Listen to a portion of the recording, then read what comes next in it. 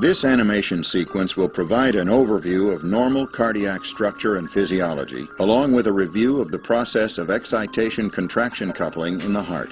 The myocardium is comprised of cardiac myocyte and non-myocyte cells. Cardiac myocytes make up approximately 70% of the mass of the heart and are enmeshed in a collagen network that acts as a supporting framework. Blood is supplied to individual cardiac myocytes through capillaries that are in close proximity to them. Cardiac myocytes are comprised of actin and myosin myofilaments, whose organization gives rise to the characteristic striated appearance of cardiac muscle.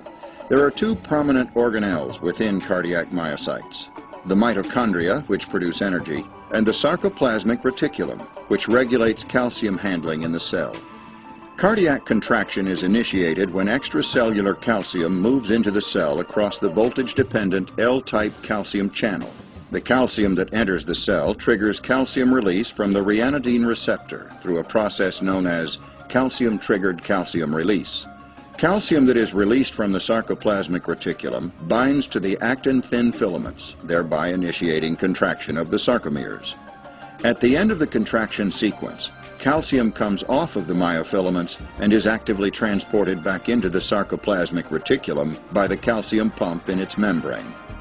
Calcium is also transported out of the cell into the extracellular space by a membrane-bound pump sodium-calcium exchanger, which is not shown here. Cardiac contraction is brought about by interactions between the actin-thin filament, shown in yellow and purple, and the myosin cross-bridges that project from the thick filament, shown in red. In relaxed cardiac muscle, the conformation of troponin and tropomyosin prevents actin from interacting with the myosin cross-bridges. As a result, actin is unable to interact with the myosin cross-bridges containing bound ATP.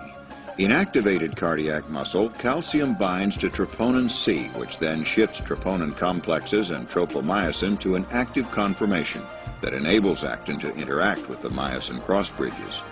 Myosin ATPase on the myosin heads then hydrolyzes ATP, thus providing the requisite energy for the myosin cross-bridge to interact with the thin filaments and pull the thin filaments towards the center of the sarcomere in a ratchet-like fashion. In this sequence of the normal heart, we have reviewed the process of excitation-contraction coupling. As will be discussed subsequently, this process of excitation-contraction coupling becomes dysregulated in cardiac hypertrophy and cardiac failure.